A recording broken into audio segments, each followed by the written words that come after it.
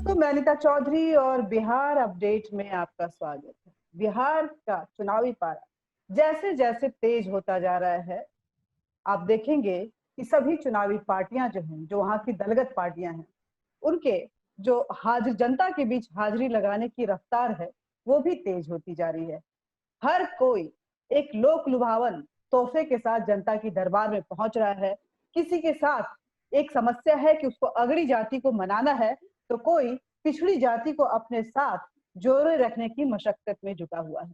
लेकिन वादे कई बड़े बड़े किए जा रहे हैं। इस बीच में देखा यह भी जा रहा है, पप्पू यादव का हम बयान सुने तो उन्होंने बकायदा लालू प्रसाद यादव जी से निवेदन किया है कि पुत्र मुंह छोड़ दे लालू प्रसाद यादव जी, और एलजेपी को अपने साथ जोड़े, चिराग पासवान को अपने साथ जोड़े। बिहार के भलाई के लिए ये जरूरी है कि जो महागठबंधन है वो एकजुट होके एक बड़े रूप में आए। देखना ये होगा कि जब चुनावी घोषणा होती है चुनाव आयोग की तरफ से, तो आखिर कौन से समीकरण में कौन कहां फिट बैठता है। लेकिन आज के इस चर्चा में हम चौतरफा बातचीत जरूर करेंगे और ये भी देखेंगे कि आखिर ये जो कवायदे चल रही है उसका उसका नजरिया क्या हो सकता है। इस बातचीत में हमारे साथ जुड़ेंगे वरिष्ठ पत्रकार रवि पराशर जी। रवि पराशर सर, आपका बहुत बहुत स्वागत है इस चर्चा में। और हमारे साथ जुड़े रहेंगे मनीष वत्स, जो कि सोशल मीडिया के एक्सपर्ट है, युवा पत्रकार है और बिहार के युवा वोटर भी हैं। मनीष, आपका भी बहुत बहुत स्वागत है इस चर्चा में। जी धन्यवाद। बात की शुरुआत करेंगे मनीष से ही, क्योंकि सोशल मीडिया पे इनकी नजर पैनी रहती है।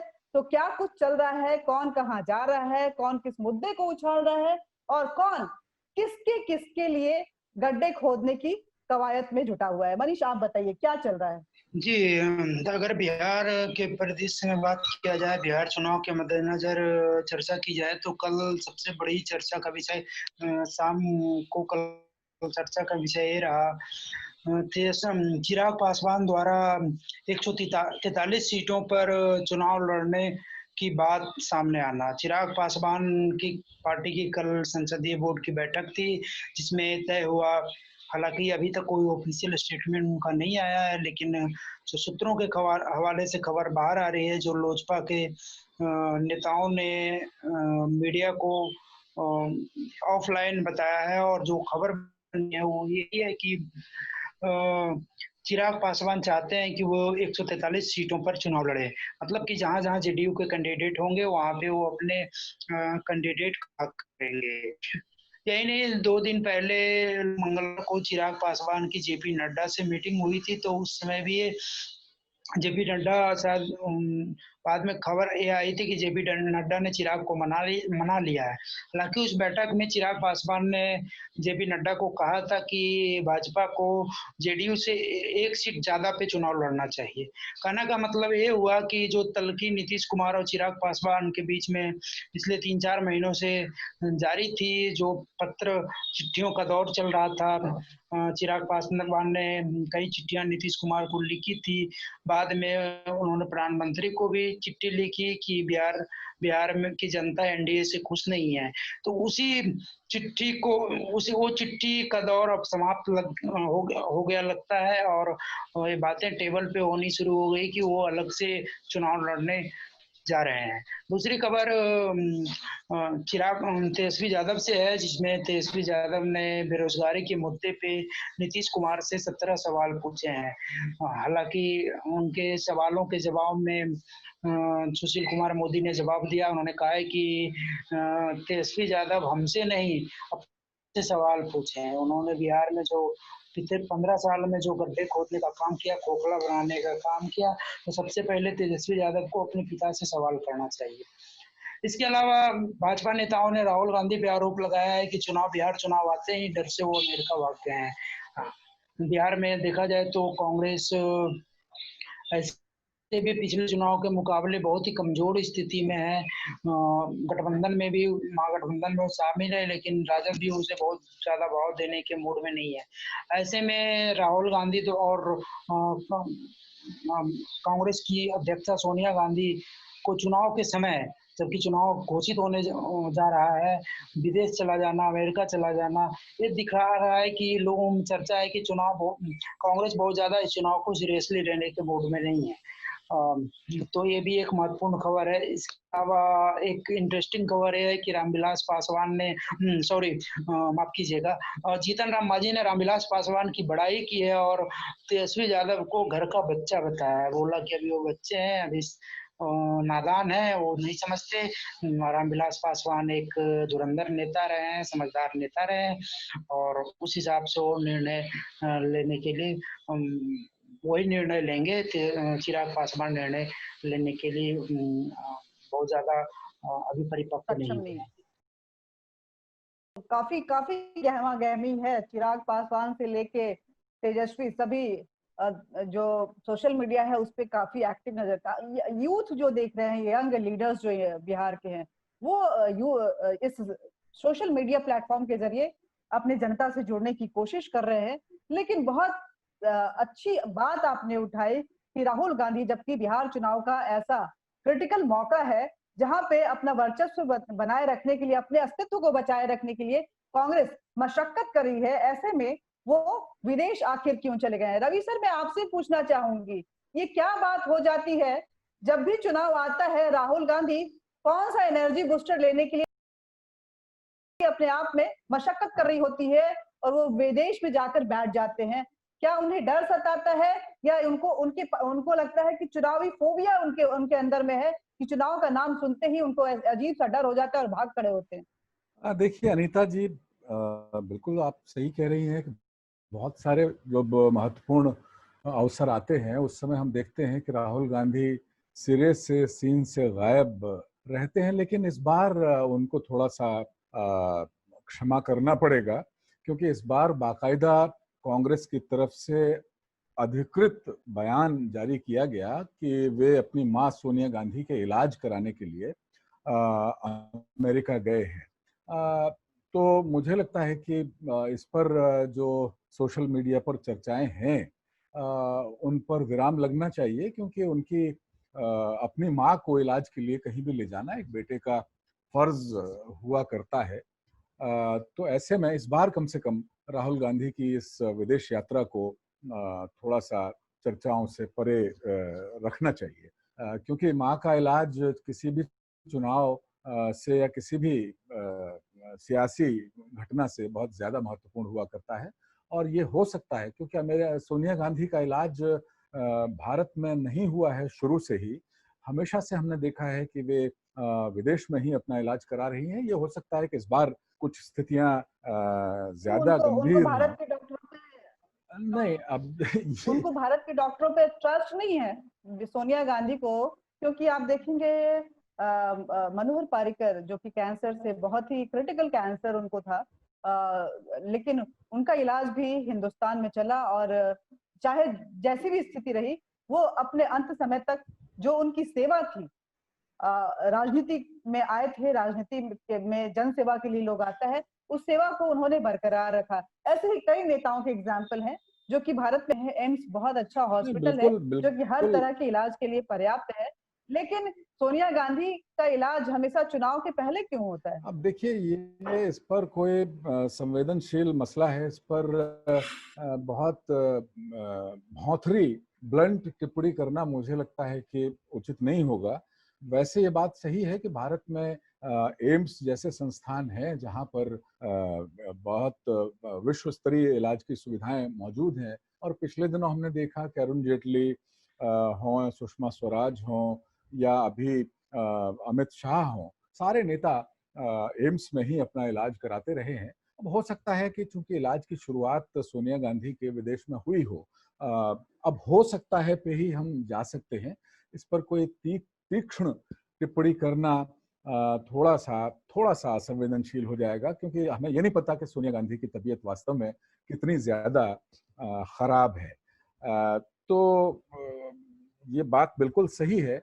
लेकिन फिर भी मैं कहूंगा कि एक अवसर इस बार कम से कम इस नाते भी हमें देना चाहिए कि अगर वाकई सोनिया गांधी की सेहत खराब है तो पुत्र के नाते उनका अपनी मां के साथ जाना एक क्षम्य हरकत है।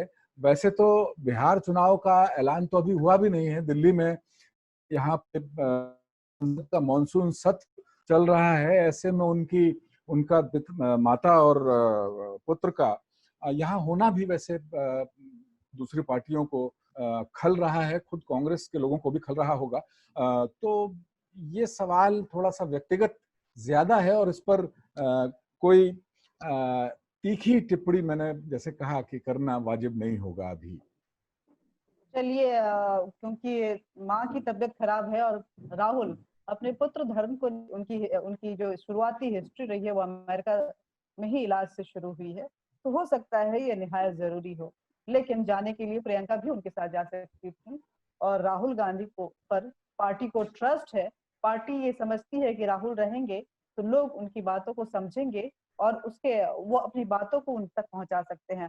अब ऐसे में नेतृत्व विहीन कांग्रेस सिर्फ चुनाव की घोषणा का इंतजार कर रही है और उम्मीद लगाए बैठी है कि शायद राहुल तब तक वापिस आ जाएंगे और तब कुछ मिरेकल होगा। हालांकि इस बार कभी भी चुनाव में मिरेकल्स नहीं होते हैं, जनता जनार्दन होती है। 5 साल बाद, रवि सर, 5 साल बाद जिस तरह से जनता के बीच में सारी पार्टियां जा रही हैं, अपने अपने रिपोर्ट कार्ड को लेकर के जा रही हैं, मैं देख रही हूँ कि तेजस्वी यादव लगातार आक्रामक हो रहे हैं नीतीश कुमार पे और केंद्र सरकार पे भी। उन्होंने कहा है कि 6 साल हो गया साहब, कब तक रोना रोएंगे, रोजगार कब तक युवाओं को देंगे।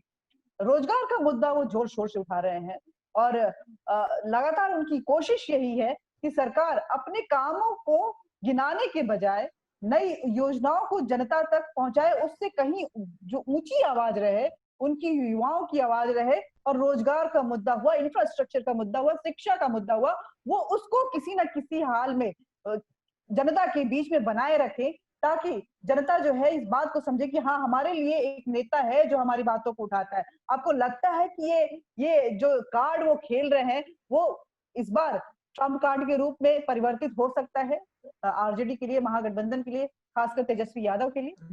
देखिए, सवाल दो हैं। एक तो ये है जो आपने उठाया कि क्या रोजगार का मसला केंद्र सरकार और बिहार सरकार के 15 साल के लिए नीतीश सरकार को घेरना, क्या ये आरजेडी के लिए ट्रम्प कार्ड हो सकता है? और दूसरा सवाल इसी से बिल्कुल जुड़ा हुआ ये है कि जितने जोर शोर से वे ये मुद्दा उठा रहे हैं, कहीं बहुत सारी स्थितियां राजनीति में ऐसी होती हैं कि वे बूम रैंक भी कर सकती हैं, क्योंकि अब वोटर बहुत शिक्षित वोटर है। और जैसा मैंने एक पिछले कार्यक्रम में जानकारी दी थी कि एनएसओ का आंकड़ा है कि बिहार में ठीक है कि शिक्षा का स्तर कम हो, शिक्षा का प्रतिशत कम हो देश के आंकड़े के मुकाबले, लेकिन जो देश का आंकड़ा है उसके मुकाबले केवल 6.8% शिक्षा का जो स्तर है औसत कम है केवल। वो ठीक है कि बिहार पहले नीचे से पहले 3 पायदान में से एक राज्य है आंध्र प्रदेश और राजस्थान के बाद। तो ऐसा नहीं है कि बिहार में शिक्षा का स्तर पिछले 15 साल में सुधरा नहीं है। और जहां तक रोजगार की बात है तो रोजगार, देखिए, ये समझने की चीज है कि रोजगार कोई अपने आप में अद्भुत सी चीज नहीं है।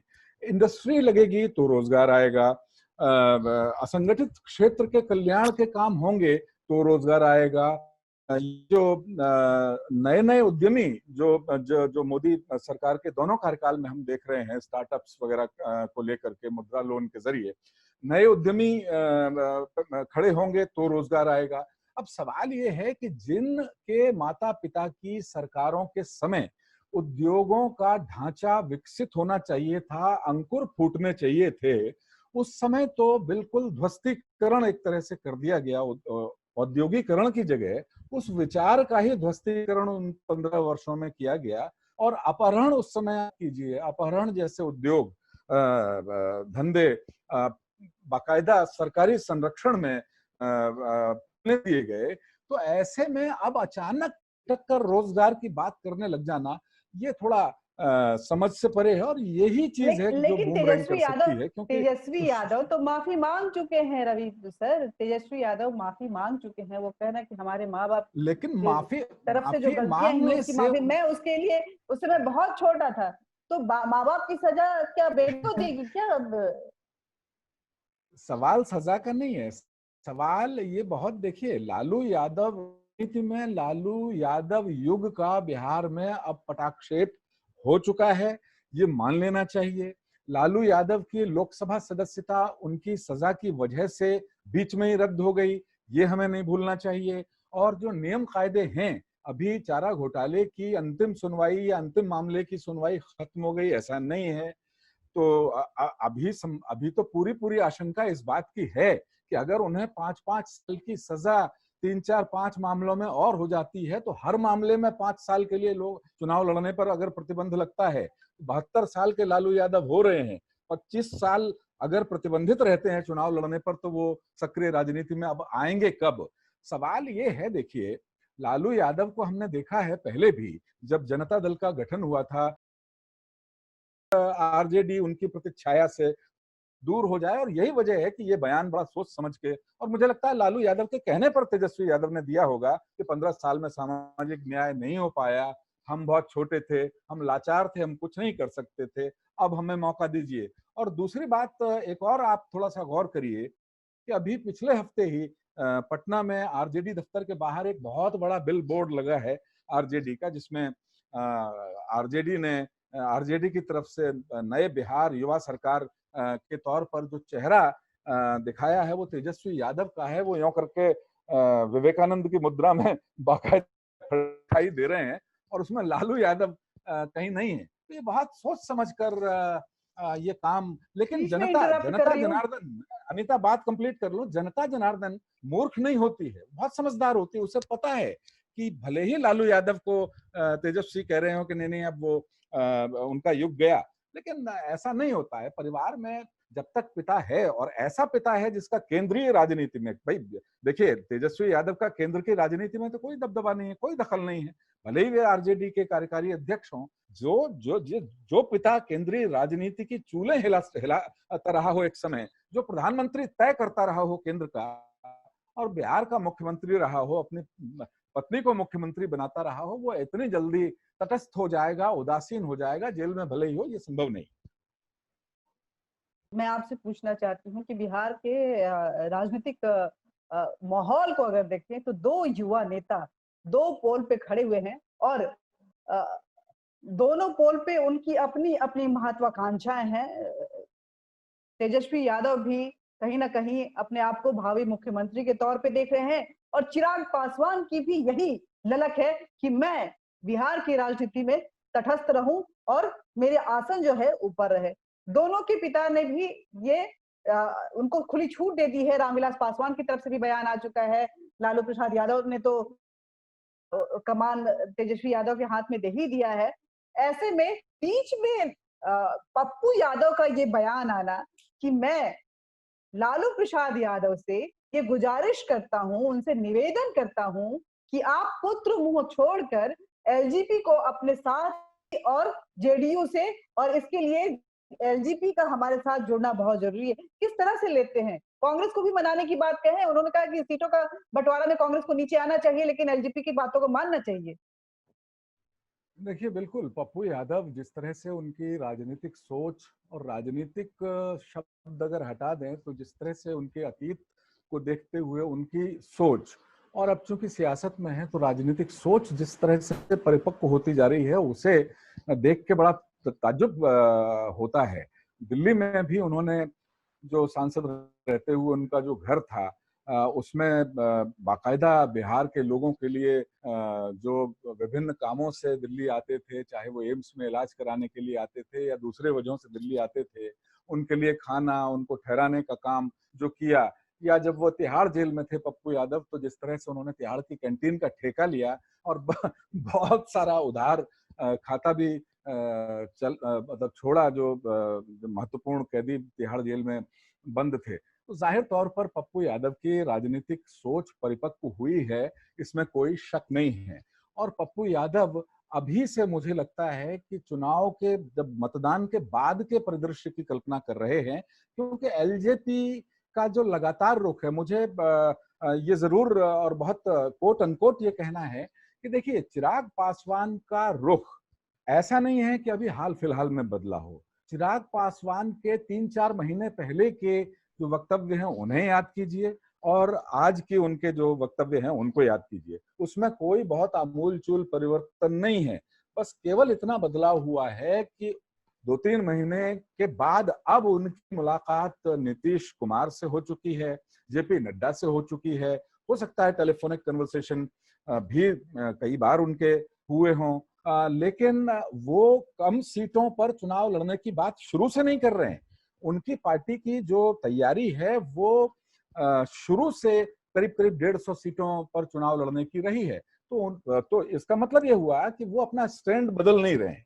इसका और दूसरा मतलब ये हुआ कि वे भी गठबंधन की जो राजनीति है उसमें उन्होंने अपना एक अलग ट्रैक बना लिया है। भले ही इससे नीतीश कुमार को नुकसान हो या बीजेपी को नुकसान हो। मुझे ये भी लगता है कि भारतीय जनता पार्टी और एलजेपी अगर 143 सीटों पर एलजेपी उम्मीदवार खड़े करती है और ठीक-ठाक संख्या में उम्मीदवार उसके जीतते हैं, तो एलजेपी और भारतीय जनता पार्टी का तो केंद्र में भी स्वाभाविक सा साथ है। तो हो सकता है कि भारतीय जनता पार्टी भी ये संभावनाएं आंक रही हो कि एलजेपी इस बार ठीक-ठाक स्कोर कर जाएगी और ऐसे में बीजेपी उसकी मदद से और जेडीयू की मदद से सरकार में आ जाएगी और ऐसे में एलजेपी को सरकार में सत्ता ग्रैब करने में उप मुख्यमंत्री पद का हो सकता है कि अपने आप को पद कहीं नहीं एलजेपी देख को रही मिल है। जाए। बीजेपी अपने आप को देख रही है।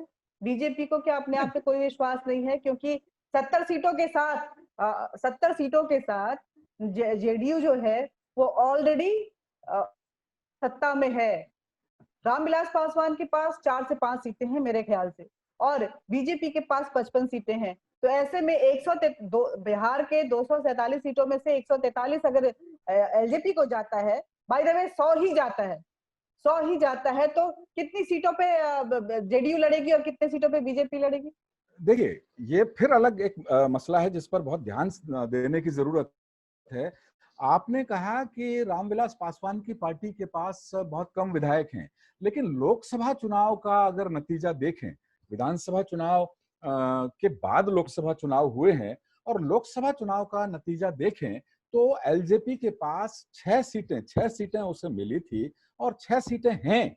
तो अब इसका सीधा सा मतलब ये है कि चाहे वो बीजेपी के साथ रहने का फायदा मिला हो एलजेपी को, लेकिन यकीनन बिहार में बीजेपी की स्थिति भी इस बार मजबूत होने वाली है और बिहार के जो बीजेपी के काडर हैं, बीजेपी के पक्ष में जो वोटर हैं और प्रधानमंत्री नरेंद्र मोदी की तरफ से इस समय धुआं बिहार को चुनावी सौगात दिए जाने का काम किया जा रहा है।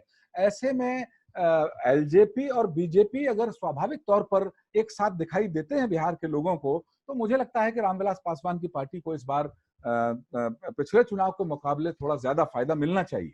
मनीष, आप युवा हैं, दो युवाओं के बीच में टशन चल रहा है, लेकिन दोनों कहीं ना कहीं मन भी बना रहे हैं कि अगर मेरे मन मुताबिक नहीं होता है तो हम दोनों साथ आ सकते हैं। बिहार का युवा क्या सोचता है? आपकी जब बात होती है तो बिहार के युवाओं की क्या सोच है? कितना विश्वास है उनको इन दो युवाओं पे, चिराग पासवान और तेजस्वी यादव पे? कि किस तरह से लालू यादव तेजस्वी को लालू यादव ने तेजस्वी को कमान दे रखा है और नए सिरे से राजद शुरुआत करना चाहती है। लेकिन बिहार के युवाओं के मन में एक प्रश्न है। जब लालू यादव सत्ता में शुरू में आए थे, लगभग 91 में सत्ता में आए थे और उसी समय देश में नई आर्थिक नीति बनी थी। पुरानी नीतियों को त्याग करके हम लोग ग्लोबलाइजेशन की ओर बढ़े थे। जो हमारे यहाँ था नीति और मिश्रित अर्थव्यवस्था की जो बात थी, वो धीरे धीरे कैपिटलिज्म की ओर बढ़ना शुरू किया था और उसी दौर में देश में मतलब नई औद्योगिक क्रांति आई, सारे कल कारखाने लगे, नई नई चीजों का विकास हुआ, नए नए क्षेत्र ढूंढे गए और जहाँ काम शुरू हुआ विदेशी निवेश आया। उस दौर में बिहार में लालू यादव रहे पूरे के पूरे दौर में। अगले 15 साल तक बिहार में लालू यादव की सरकार, चाहे वो लालू यादव मुख्यमंत्री रहे या मुख्यमंत्री के रूप में देवी रही, तो इसका खामियाजा बिहार के युवाओं को भुगतना पड़ा। आज हरियाणा या महाराष्ट्र की बात करें या फिर गुजरात की बात करें, बहुत सारे ऐसे राज्य थे जहाँ नए नए प्रोजेक्ट आए, विदेशी निवेश आए और वहाँ के युवाओं को घर में रोजगार मिला। लेकिन इस दौर में जब बिहार का विकास होना चाहिए था, बिहार में नए रोजगार आने चाहिए थे, यहाँ पुराने रोजगार बंद हो गए। तो कहीं ना कहीं युवाओं को ये टीस है कि जब हमें रोजगार की जरूरत थी, जब हमें रोजगार चाहिए था, जब हमारे यहाँ इंडस्ट्री आने वाली थी, उस समय सामाजिक न्याय न्याय के नाम पर हमारा विकास रोक दिया गया। कहीं ठीक है, जो पढ़े लिखे युवा है, निश्चित तौर पे अगर जातिगत समीकरण की बात ना करें तो ये लोग युवाओं में एक तरह से घर कर गया है कि हमारे विकास में लालू यादव सबसे बड़े बाधक है। ऐसे में तेजस्वी यादव का नेता बनना और तेजस्वी यादव द्वारा नए सिरे से शुरुआत की बात करना, युवा विकास और नई सोच, नई बिहार की बात करना, निश्चित तौर पे युवाओं को बहुत ज्यादा रास नहीं आएगा। तेजस्वी यादव ऐसा तो है नहीं कि किसी हार्वर्ड या ऑक्सफोर्ड से पढ़ के आए हैं। लोगों को पता है कि तेजस्वी यादव 9वीं फेल है। बिहार के युवा इस चीज को मानते हैं। अगर जब शिक्षा की बात की जाए, चाहे बिहार के युवा बाहर से पढ़ के आए, लेकिन एक बहुत बड़ा एजुकेटेड वर्ग बिहार के युवाओं का जिन्होंने अच्छी पढ़ाई की, चाहे बाहर में की हो। चिराग को लेकर क्या सोचते हैं? चिराग को लेकर क्या सोचते हैं? बिहार का युवा चिराग को लेकर के क्या सोचता है?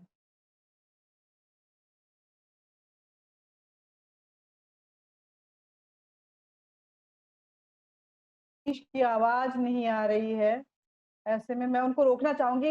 वक्त हो चला है रवि सर, आपसे एक छोटी सी टिप्पणी चाहूंगी कि जिस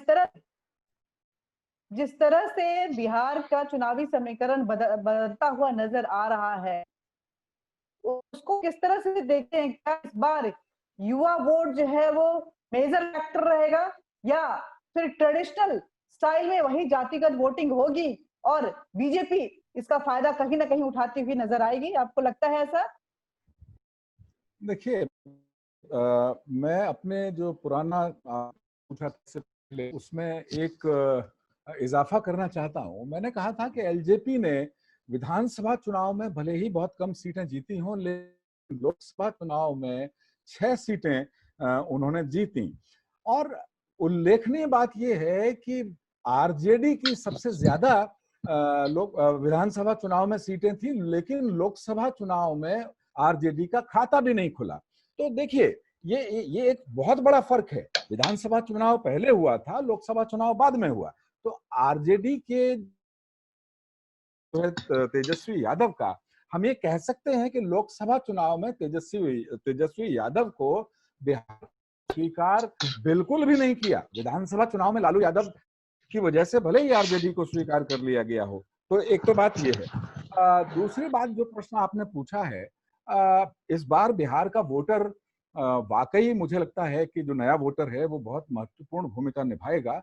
और ये हमें अब थोड़ा सा समाजशास्त्रीय अध्ययन करना चाहिए, पूरे मीडिया को करना चाहिए कि जो बिहार की सियासत पर जो एक तोहमत है कि बिहार में जो सियासी समीकरण है वो कास्ट यानी जातिगत आधार पर बदलते रहते हैं। मुझे लगता है कि नई सियासत का दौर अब शुरू हो चुका है और जातिगत समीकरण जो है, ठीक है, धीरे धीरे खत्म होंगे, लेकिन समूहगत जातियों में भी अगर देखें तो समूहगत जो समीकरण है, ध्रुवीकरण है, वो अब टूटने लगे हैं। मुझे लगता है ट्रेडिशनल वोटर तो खैर है ही, लेकिन युवा अब चुनाव में अपनी भूमिका और सकारात्मक भूमिका जिस तरह से निभाने लगा है, उसे देखते हुए लगता है कि जाति वाला जो मामला है, जातिगत चुनाव वाला जो मामला है, वो धीरे धीरे अब बिहार में भी पीछे जा रहा है। और जैसे जैसे विकास तेज होगा, रोजगार के अवसर बढ़ेंगे, उद्योगीकरण बढ़ेगा, एम्स जैसे संस्थान यानी स्वास्थ्य सेवाएं बिहार में बेहतर होंगी, तो ये जातीय समीकरण भी बहुत स्तर तक, बहुत हद तक टूटेंगे फूटेंगे। तो आज की चर्चा में बस इतना ही। रवि सर, आपने इतनी अहम जानकारियां दी, इसके लिए बहुत बहुत शुक्रिया आपका। मनीष, आपका भी बहुत बहुत शुक्रिया।